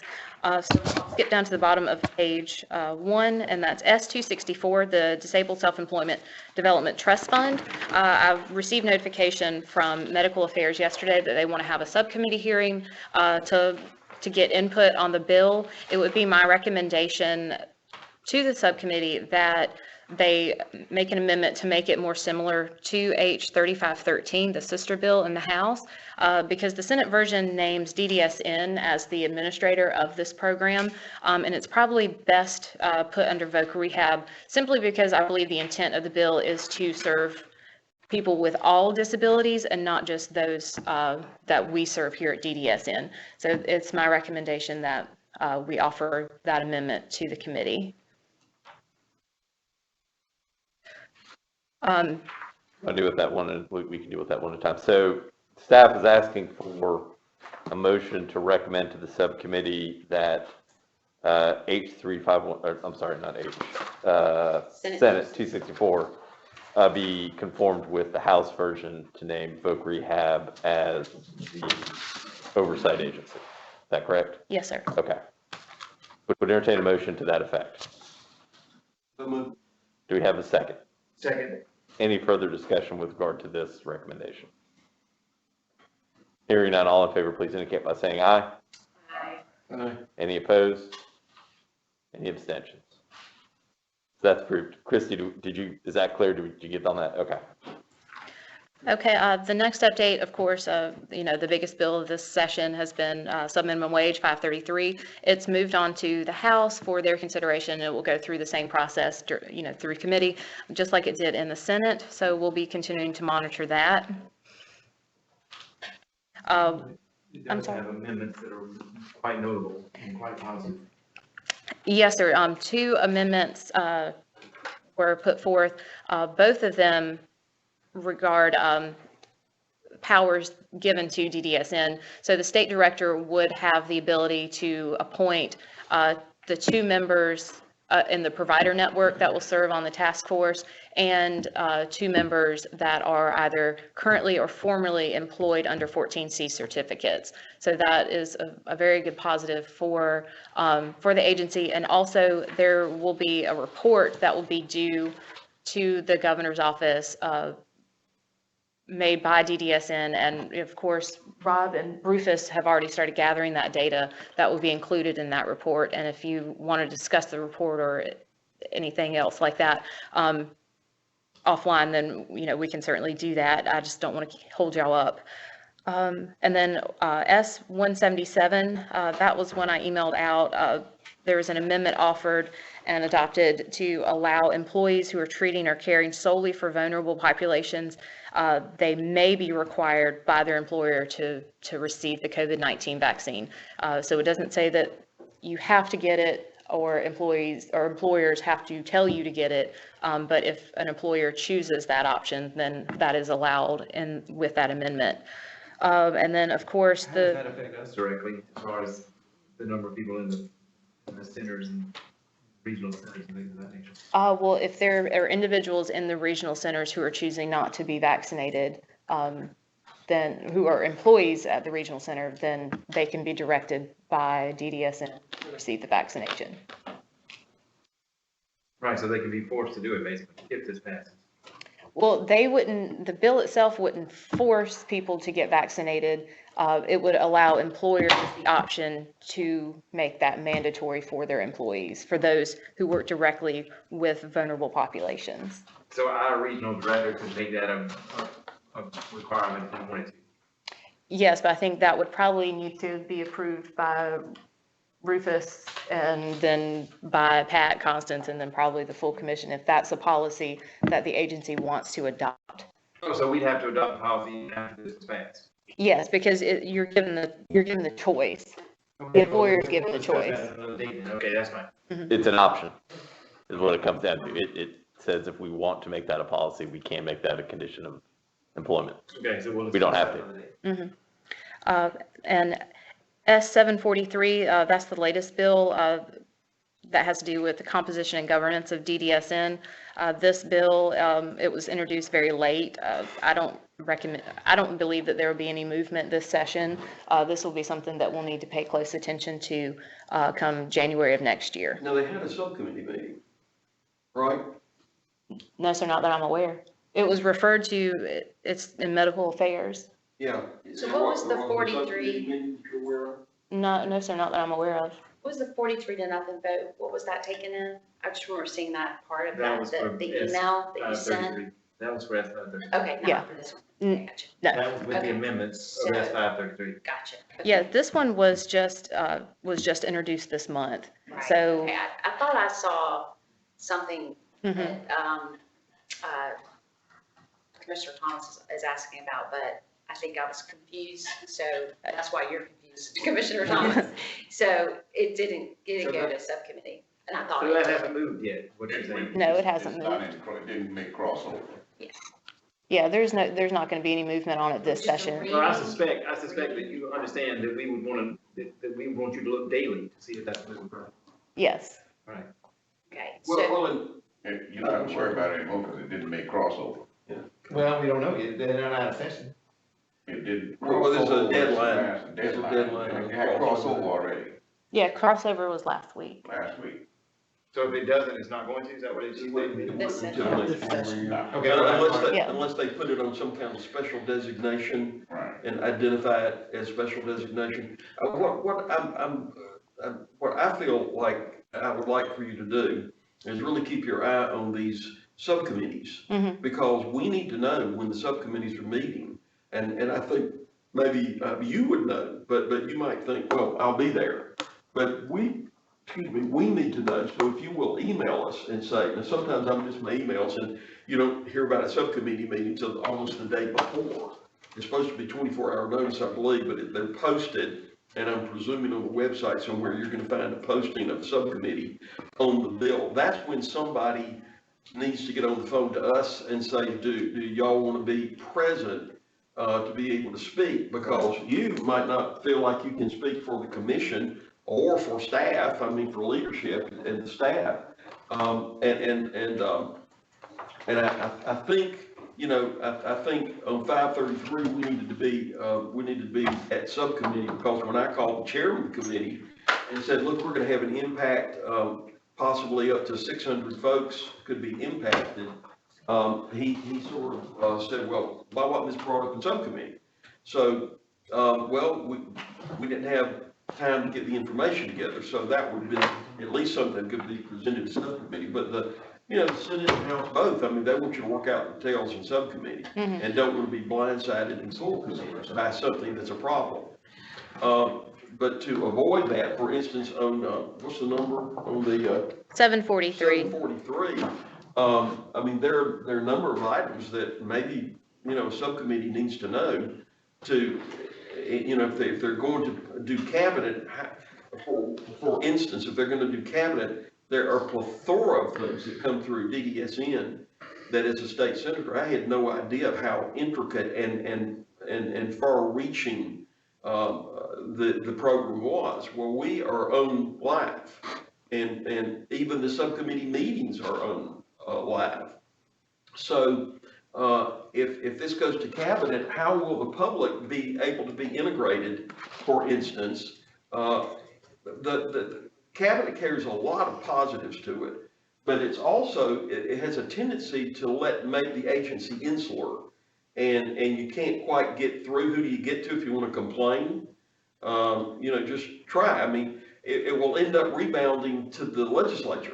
They'll end up getting a lot more phone calls if it's a cabinet agency, but then they will say, well, that's really the governor, and then it's just passing the buck. And so these are the kinds of things that the legislators need to really think about. There are ways around it, maybe to have expanded liaisons or something, I don't know. I've tried to figure this out, because one thing in the year and a half I've been on the commission is how many folks are impressed by the decisions that are made. And that's why I really like the transparency and things going up online as soon as possible. Will that happen? How do you get transparency for the decision-making process? there won't be meetings like our commission meetings. Right. They'll be gone. So when the decisions for directives, for instance, hundreds of directives, we don't work by so much regulations as by directives that change with the fluid situation with the federal government and CMS activity and all that. And you know, how's the public brought in? And this is a concern that I've got. And if they're going to do cabinet, how do you keep it from becoming insular and where there's no representation that a family who's having problems can go to and make a phone call to a commissioner and at least get some traction? There's a multitude of things that need to be discussed regarding this situation. We just need to be Like with any bill. acutely aware of Like what with goes any on bill. with this. Like what? Like with any bill, there's all Like- sides to all sorts of Yeah. things that people. Mr. Chairman, I'd like to see us, you know, as I look down at who the sponsors are on this bill, you know, these are members of our Senate who serve on our advisory subcommittees. You know, I would like to see us take the time to go meet with those senators and have conversations with them one-on-one as commissioners to explain these things to them. I think there's not a clear understanding with them as to decisions that we have made in the last 6 months. I don't think they understand the processes we're going through I know after watching the most recent, where they were going through the committee meeting to question our new commissioner that will be coming on with us, they had questions about things that he would have no way to know. It was things like, how are you going to handle the hiring of a new executive director? He wouldn't know that. That's a personnel issue that we deal with in executive session. These are things he wouldn't know, but the senators don't understand that are personnel issues that have to be handled in executive session because they are personnel issues. And I think they don't, especially these that are listed, don't have a clear understanding of how that process works.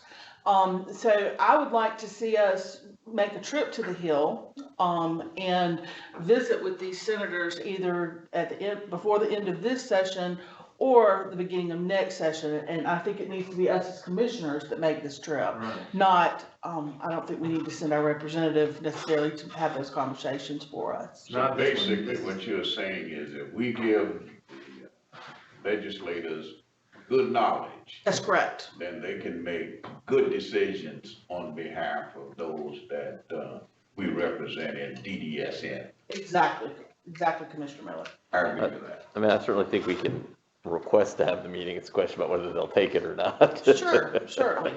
We should all, ideally, we would all come and meet individually with different ones on the same day and switch around and go around, and basically we would inundate the Hill. I'm not opposed to the cabinet. 2008, my wife showed me some article that quoted me. I was, believe it or not, way back then involved in the intricacies of some of the things going on, and talking about how it might be the thing to do to take this to the cabinet level. After having served a year and a half, I don't take that back, but I would say, hey, with some caveats, how are you going to cover this? Maybe the government doesn't really want this when you really get down to what this is all about, because the intricacies are far-reaching, and maybe that's why it needs to be under a cabinet, and maybe I could be talked out of the concerns I've got, but I think they at least need to know what the problems are going to be if it goes to cabinet, and I think you can probably list them on one hand. It's probably going to be 4 or 5 major issues that maybe they can take care of in the legislation. So, but anyway, getting back to, I mean, don't assume, please, and I know you don't, but don't assume we're not interested in subcommittee level stuff. I mean, as subcommittee, as rep over there, you're paid rep and everything. You know, they've got a representative, and if you don't have anything to say at a subcommittee, they're going to assume the department is neutral on the subject matter. Well, the leadership might be, but the commissioners might have some issues. So if we're showing up, even if we're not speaking on behalf of, because things can happen quickly, even if we're not speaking on behalf of the group, at least somebody can say something that raises a red flag to put them on notice. And notice is a big deal. It really is, so that they've been attuned to some problems that might be there. Well, why don't you go back? Thank you very much, Commissioner Miller. Why don't you go back and see if you can get the commission and get staff to get us some more information, and we'll hold off on the decision subcommittee until the next subcommittee meets. It's sort of, that's what I'm talking about. And I think if you will tell us when these subcommittee meetings are coming, we can individually decide to go if we want to. Maybe the chairman or maybe Constance might say, this is something maybe y'all should, one or two of you should show up for, to be integrated on the front end, and that's the subcommittee, that's at the place of the subcommittee.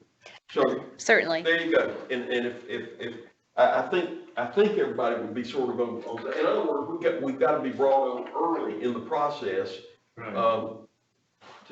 So we're not seeing later on is coming as, why weren't you here 3 months ago? And to say that we're intricately concerned about 743 would be an understatement. An understatement. That is an understatement. You also have added in the executive branch of government, so we give them knowledge that maybe they're not aware of. Yep. Knowledge, Knowledge. so they can make good decisions Yeah. on behalf of the constituents. I think we have two different threads here. We have Commissioner Thomas's concerns to make sure that we are getting good information in a timely fashion at all levels, particularly the subcommittee level. And I think we had Commissioner Rollinson's thread, which was specifically directed towards trying to address 743. Correct. And so, Commissioner Thomas, I think your thread, I think that was the final statement on that. Is that correct? Yes, sir. Good, okay.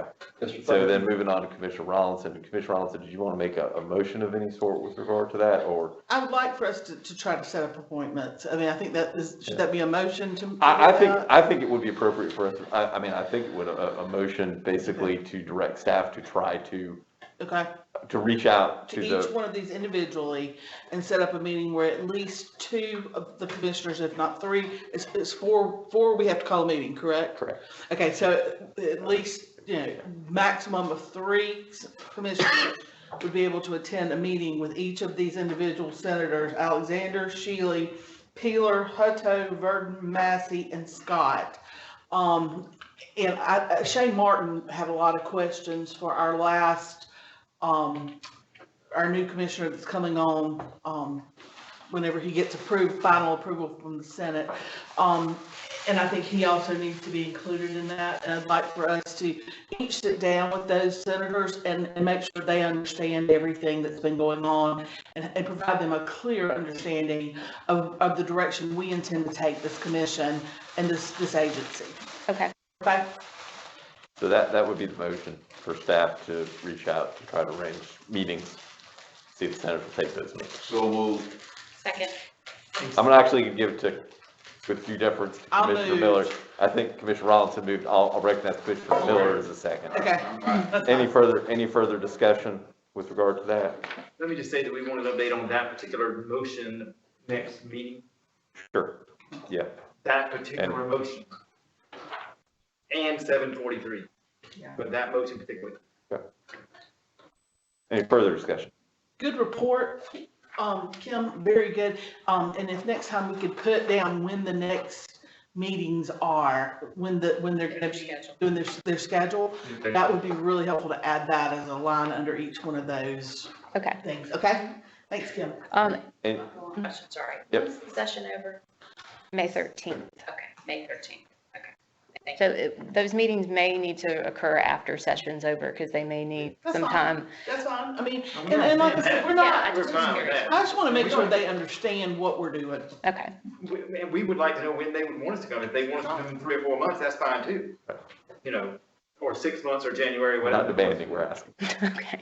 Yeah. Let them set the date. We would That's right, love let them set the them to- dates and tell us what we want to do. That's We're right. fine. All we can do is ask for it. That's fine. Right. And my last update, of course. Hang on, we got a Sorry. motion pending, that we Oh, haven't yeah, voted that's on. So any further discussion of that motion at this time? Okay, all in favor, please indicate by saying aye. Aye. Any opposed? Any abstentions? Yes, that motion carries. Now, last part of your update. So we will be having a new commissioner soon, Dr. Coer. He's very nice. I think he'll be a great addition to the group.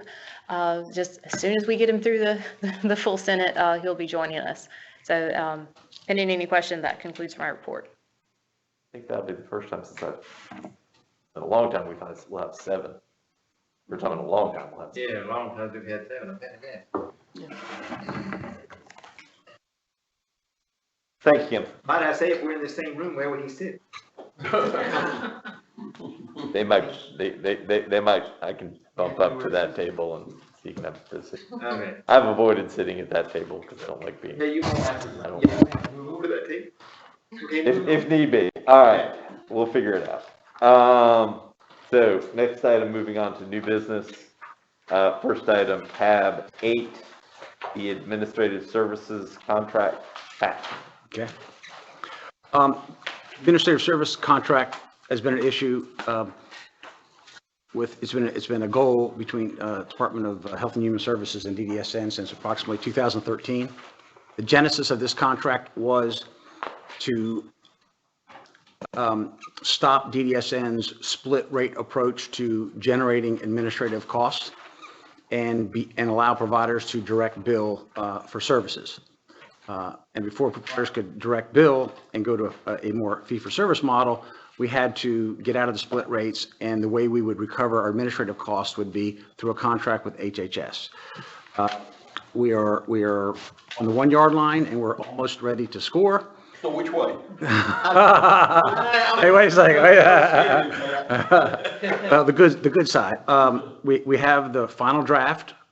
I'm reviewing and Constance is reviewing it, and she is asking for HHS to do one last legal review, so she's not ready to sign it yet, but we're very close. But it is such an important document because it creates the condition for us to go to fee-for-service, because we will pass through rates. In anticipation of this contract, we pass through all at-home rates to providers on January 1st. And that's a big step toward fee-for-service. January 1st, 2021? 2021, Okay. yes. And we did it retroactive to July 1st of 20. Now, what that does is, once we pass through the rates, now we can have the contract, and we will get our administrative fees paid from July 1st, 20 for the entire fiscal year. And the contract just sets out roles and responsibilities for what we do for HHS to administrative waivers, administrative ICF community, and it's your basic roles and responsibility contract. But what this contract will let us do that we've not been able to do for many, many years is take the overhead costs of central office and actually get them matched at 50%.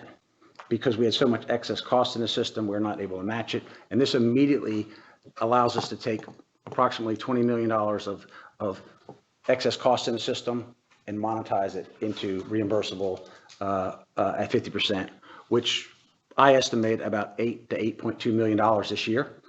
And so that'll be money that we have not had before, and I think that's very positive for the agency. It's a 5-year contract. I'll just give you an overview. I think we're not going to be asking for a vote today. I think we still have to do a legal review. That's probably next month.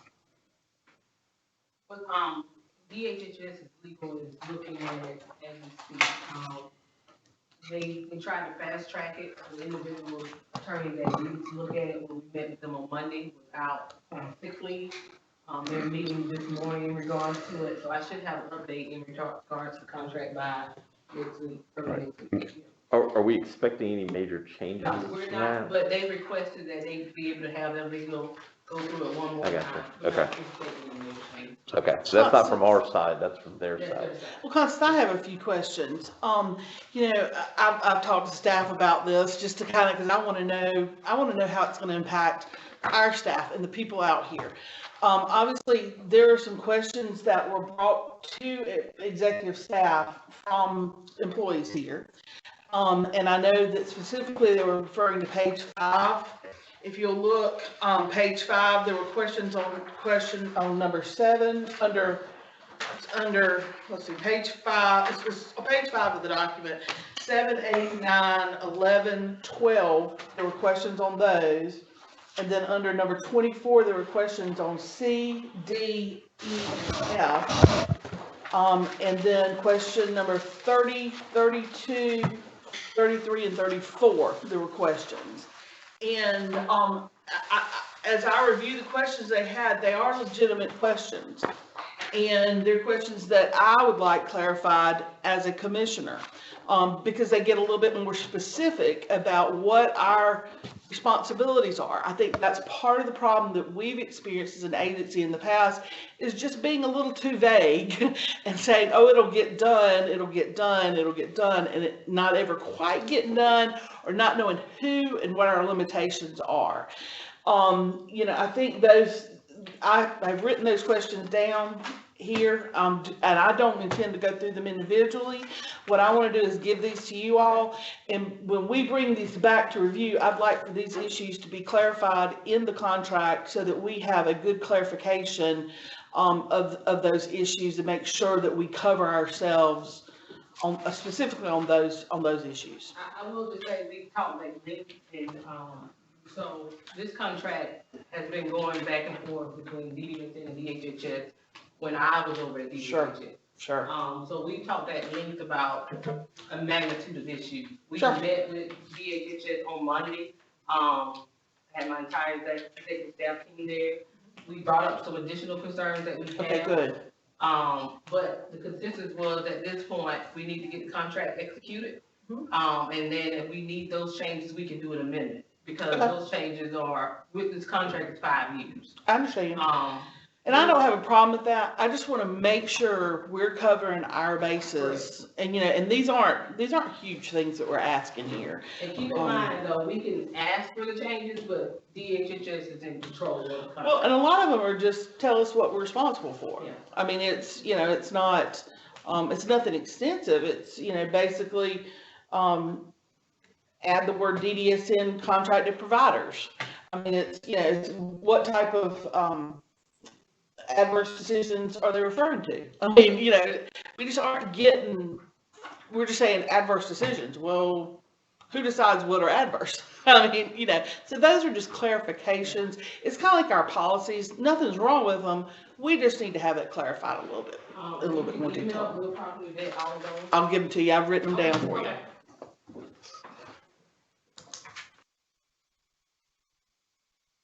Okay. That was all I had. So, So we're putting this off until next month, but we yeah, expect an update next month. Yeah, that'd be right, great. it feels like at this point in time, we'll hold off on the vote. Okay. With the understanding that Stephanie will pass that on, and then Constance, you can follow up on that, or Pat, you can follow up on that with us where we stand, and whether we can get DHHS. They may not. Yeah, I mean, and again, it may be where this and put it in for the amendment might be, That's right. yeah, another option. Just to be transparent, I got the impression at the meeting on Monday that they're not interested in any more changes. Sure, that's pretty typical DHHS. Once they've reached their stopping point with the document, that's it, and anything you want, they're gonna wanna go through an amendment process. I mean, we've dealt with that before. September of last year that we were ready to sign the contract. Yeah. So that now more changes at this point. Well, I mean, there's been a lot of changes here in the last year. There have been. It was, Well, no, I mean, the same staff that would have reviewed it back in September of last year, staff that reviewed it before. okay. But what I'm hearing is that the door still will be open to present amendments that they can look at, that, Well, yeah, and they have a new director over there as well. Except they're The gonna. door is open, but what I'm being transparent about is on Monday, most of their executive staff was there, including the interim director. Of course, they're gonna have a new director here. Robert Kerr, yeah, Mr. Kerr. And they weren't open, they didn't want any more changes. no, I understand that part. I'm just saying, after the contract has been sealed, then we need to look at those. Oh, of course, yeah. Yeah. So, I mean, sorry, go ahead, Rob. I should say, so there was wording in the contract that says that we need to monitor something. We don't have anything in place to do that monitoring. We're just gonna make that happen. We're not gonna attempt to make it happen, we're not gonna just make it happen. But, I mean, these are changes that we already suggested to them, proposed. Sounds like that's what they want to do. They were, I mean, so, whatever suggestions we would like to make as whole, we will make those suggestions and changes, but they control. So they drafted the original document, and we just keep looking at it and seeing where we. Okay, my question No, is. we drafted the document, we approved the document, we gave it to them for their final review, and then they accepted it. DDSN didn't draft this version. This version came Yeah, from but- DHHS drafted, and the past version was just like this, and the future version was supposed to be edited, but DDSN, because our staff originated from this contract, we did not write this one. But the contract that we sent over, they added 5 legal boilerplate changes, 3 word changes, and 3 financial sentence changes. So that's the difference between what we approved and what is in the final contract. And if we want to reopen it, and we're glad to resolve your issues. And maybe you can resolve them without putting it in this. Maybe there can be, like you said, an amendment that we can look at that shows the answers to those questions I have.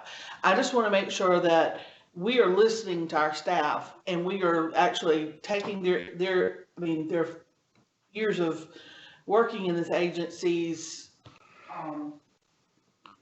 knowledge and base, and making sure we're making solid decisions based on what they're giving us, not just ignoring the stuff that they're giving us.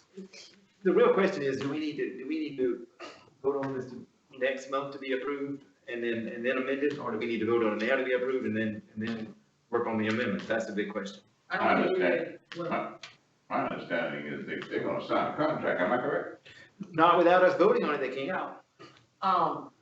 We were just bringing it to you for information purposes to let you know where the state, I don't think we're at the stage for voting, because DHS hasn't sent us, that legal hasn't sent us the final copy. See, that's why I'm saying, if it's not the final copy, then they can make these few changes. It's not, we're not asking for a new document. These are few.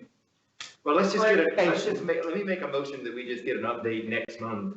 Yeah, I don't think we need, Decide whether we want to vote then or not. I mean, I don't necessarily even know we need a motion at this point in time. I mean, Yeah. I mean, we want to make sure it comes up next month. right, I mean, we can put it on the agenda for next month. Right. And I think the bottom line, Stephanie, becomes like any contract, at some point in time, one side may say, nope, we're not gonna entertain any changes. And then we have to decide whether we wanna go forward on the contract or not. Right. And that's, in dealing with the HHS, sometimes they just go, nope, we're done talking. I mean, Yeah, they have a new director over there, and I think he's very anxious to make sure that DDSN is taken care of and make sure that, we're looked out for. And that we move to fee for service. That's correct. He understands that is That is our desire, Yeah. and it is the governor's desire. Fervent desire. Well, then, with that stated, then that means that even after the contract is signed, he would be open-minded To to it. looking at. I know, that was my whole We question. keep moving forward. Yeah, right. You know, Even if we don't get it on the first draft, we can ask for the amendment. that's right. Yeah. We're not hurt by asking for amendment, that's fact, we just have to decide whether we want to approve the first draft. Correct. Right. And we're not quite at that stage. So we should be next month. Yes. Okay, well, then let's plan on that next month. We good? Okay, so just as a note, let's go ahead and put that on the, agenda, thank you, couldn't think of the word, the agenda under old business for next month. Okay, next, Pat, update on the ICF, deficits and rates situation. This issue popped up early this calendar year, and we're hoping to have an analysis done by the next commission meeting in May. This is just time to give you a warm-up as to what's coming. We have a provider out there with 2 ICFs each containing 8 individuals, and they advise that the community ICF rate is so insufficient that they're going to basically stop providing services on June 30th. Obviously, rates have been a chronic problem in this agency, and we're trying to get them squared away. We looked at fiscal year 20 cost reports, which we just got for these providers with ICFs, and I think I sent it out previously. Essentially, system-wide there's $47 million in revenue that goes out to about 17 providers, and they have 58 ICFs. They collectively lost $4 million, and a couple of them made a small amount of surplus, and the vast majority lost several $100,000. So on its surface, it looks like it's an insufficient rate. But again, we have to validate that and come up with a course of action, not just looking at this one provider situation. We have to look at the entire system. And so we're currently going to do a sample of 6 providers, probably 11 ICFs, and we're going to validate cost reports to see if there's allocation issues or revenue issues. We're also going to go in and look at the differences of the ones that made a surplus and those that didn't, and look at from an operational efficiency standpoint, what's driving that? Is it the acuity of the individual served, or is it possibly some staffing issues? And after we look at those 2 issues, we have to make some determination as to, is the rate insufficient? And if it is, what are we going to do about it? And I think from a provider perspective, you know, the fact that we're leaving the capitated model, where there were some bands that had some positive influences, such as the B's and I's, and now this one has a negative. They're a little more sensitive to, hey, we have a band that has systemic deficits. How are you going to help us? So we need to understand it, come back with some recommendations, hopefully in May, so that we can make some determinations before this one provider actually follows through on their written statement that they're going to stop serving these individuals on June 30th. Allegedly. So let's, we're making our plans, but are we also putting contingency plans in that we don't get something done and they follow through with that? That would then fall back on the agency, right? There are certain things in the contract where they have to provide transition time. Yeah. If we think we're at an impasse, then our job is going to be to find someone else to provide the services, and that's the next step. Right. We're not quite there yet. We've actually been through this kind of last summer. There was this, it was bubbling along. What is it with Ralph's group, with Ralph Courtney's agency? Wasn't that where it was, where we had the ICF issue? That was several years ago. Right. Yes. But this same provider last summer kind of made some motions, and then they got adequate PPP loans, and I think that kind of tided them over this year. But now they're looking at long-term finances. And again, this is just a short-term solution. The long-term solution is to get a community ICF rate. And part of the Mercer report, they did not look at ICF. They decided not to look at it, and we've re-engaged them on all the other rates, and we met with them earlier this week. And we want to get together with Mercer to develop a community ICF market rate. And with this, results of this will give us some good evidence, but that has to be high on everybody's priority, because we're always, just when we kind of fix it, it catches us up almost, and then we get behind so quick. And if we do not get this setting comfortable with people to provide, they're going to start converting to CRCFs like they have in the past. And this is one of the gateways of getting people from the regional centers back into the community. So it's an important setting that has really never been quite adequately funded, especially when you compare it to CTH2. There's only like a $6,000 difference, yet the requirements are way more than $6,000 different. So there's a long-term solution, a short-term solution. Any questions on that? So no motions at this time, I think when I come next time, we may have motions. I just want to give you a warm-up that this is in the works. But those motions would come through the finance committee, correct? I guess they would have to, yes. Well, I mean, originally they'd come through the finance committee. They need to come, this needs to come back to the finance committee. On the agenda? What's that? Wasn't this the topic you wanted to have? Yeah. On the last Yeah, I mean, it certainly has a financial issue. It's just a lot of this gets down to, we're not going to have the audits done by the first week of May. So if we want to wait till June, we can wait till June. But we gotta bring some But we want to make sure resolution so that the provider who is willing to turn them over we don't have to trigger that set of motions as to taking over 2 ICFs if we have a short-term solution. But we certainly will give you the update, and we'll work it through the system. I mean, Mary, it's not necessarily required that it go through finance and audit. I mean, if there's a level of urgency that it needs to be addressed by the commission. Well, no, actually, we It meet can be first as a brought- finance committee before we meet again as a. Sure, yeah, it just depends on where the staff is as far as the information goes, as far as, you know. No, it doesn't have to. I'm just saying it'd be nice to because. Sure, absolutely. I- 100% agree, we're talking about- nice to. We're talking about, rates and what that's gonna be and all that sort of thing. It's just a very big part of our situation and our cost reports and how that affects possible fines down the road. And we have 6 years of cost reports, as I understand it, that haven't been done yet. So anyway, it's just a lot to it, but I understand we have to address this issue somehow with this particular person. Yeah. I mean, that provider, not a person. Okay, thanks for that information, Pat. Anybody else have any questions with regard to it? Okay, Okay, if you and then the financial update. go to tab 9 for the financial update.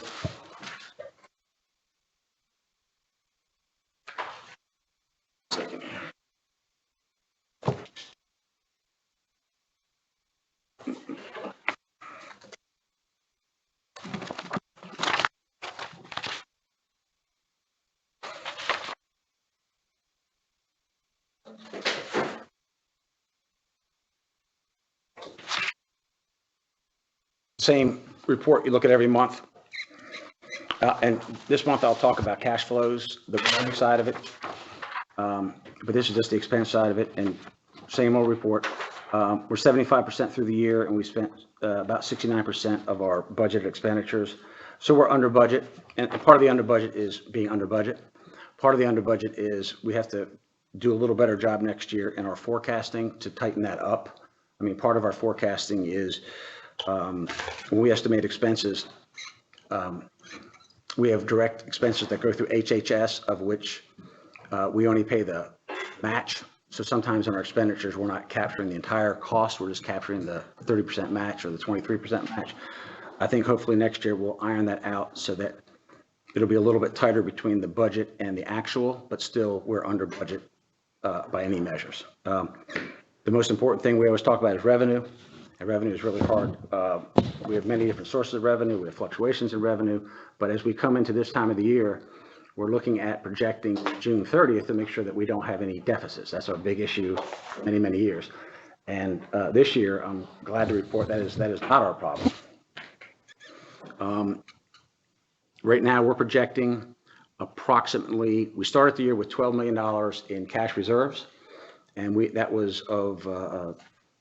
did benefit from the 6.2% FMAP for the first 6 months of last year, which helped our cash reserves for last fiscal year. Coming to this fiscal year, I estimate that we'll probably be in the range of $55 million of year-end cash. Could be a couple $1 million higher, could be a couple $1 million lower. And we can attribute that to the 6.2% FMAP. We can attribute it to, we had really an increase in revenue from our daily residential rehabilitation because people could not go home or weekends or vacation with families. They were there every day, and that bumped our revenue, I think, almost $10 million. So we had some revenue, we had a few less expenses. When it comes to rolling money back into the community, most of that has been through the at-home day program in March and April.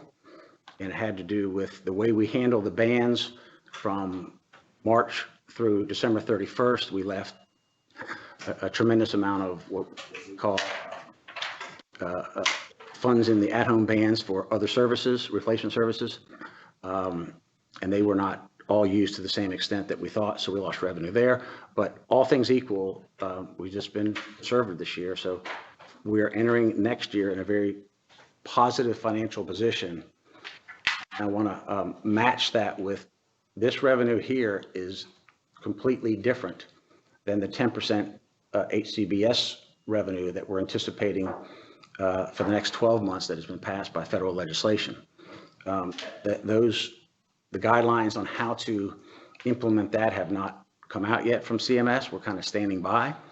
And once that comes out, we'll have to engage the provider community, which we have been engaged in provider community on their priorities. And actually, I think just before I walked in here, I saw an email, you see it, Constance, where human service providers and some other associations sent their recommendations to the governor's office and General Assembly on how to spend that money.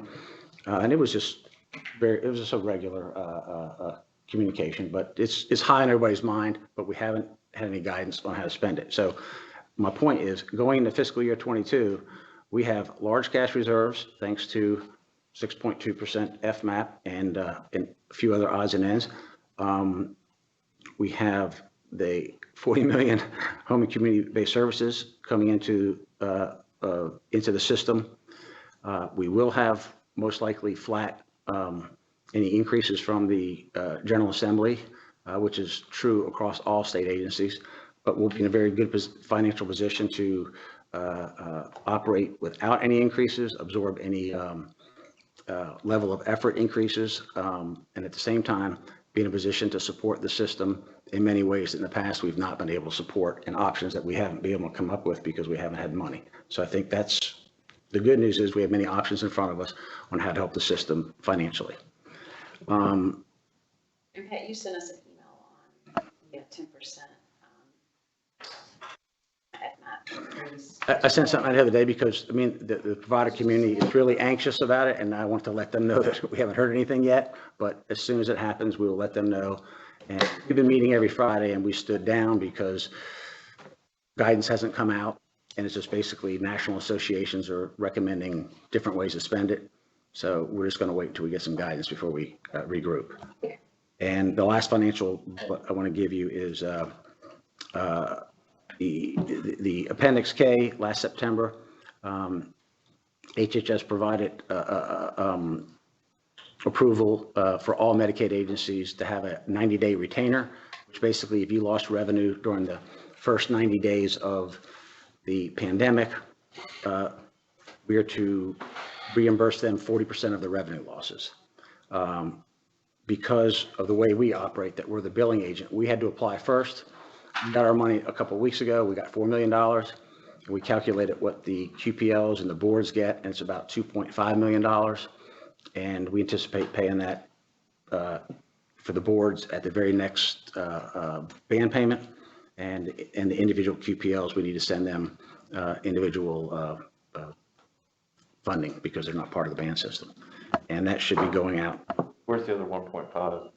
The 1.5 extra is when we paid for at-home, the at-home lost revenue for half of March and all of April, which we absorbed. Right. That comes to us. I got you. Okay, so it's basically going for what we paid. We're covering our losses for for covering those months. Okay. And that's all I have. Any further questions regarding the financial update? Hearing none, would entertain a motion to approve the financial statement as presented. Do we have a second? Second. All in favor, please indicate by saying aye. Aye. Any opposed? Any abstentions? So that statement is approved. Thank you, Pat.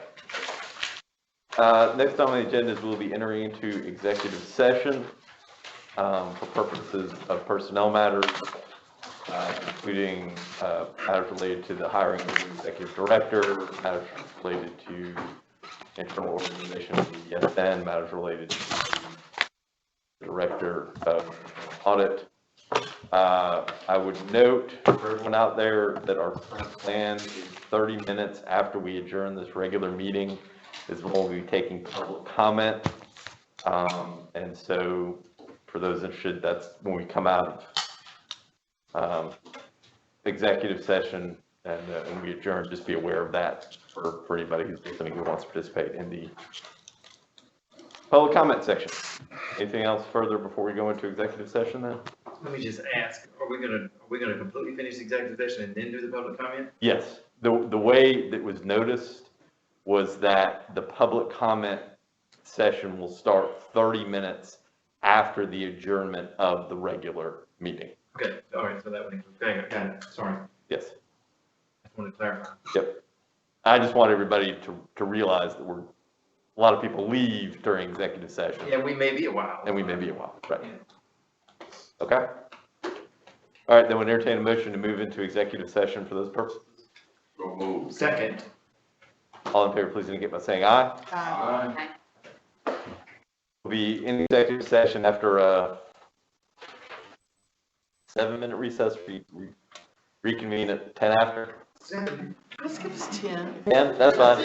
At quarter after, at quarter after, how about that? That works. Reconvene at quarter after. So should we do something with that?